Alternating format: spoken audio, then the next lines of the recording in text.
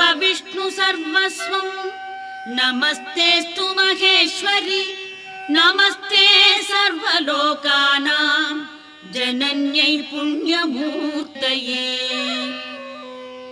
सिद्धलक्ष्मीर्महाकाली महालक्ष्मी नमोऽस्तु ते। सद्यो जातादिपञ्चाग्नि रूपा पञ्चकपञ्चकम् यन्त्रलक्ष्मीर्भवत्यादिः आद्याद्येते नमो नमः। सृष्ट्यादिकारणाकार विदते दोषवर्जिते।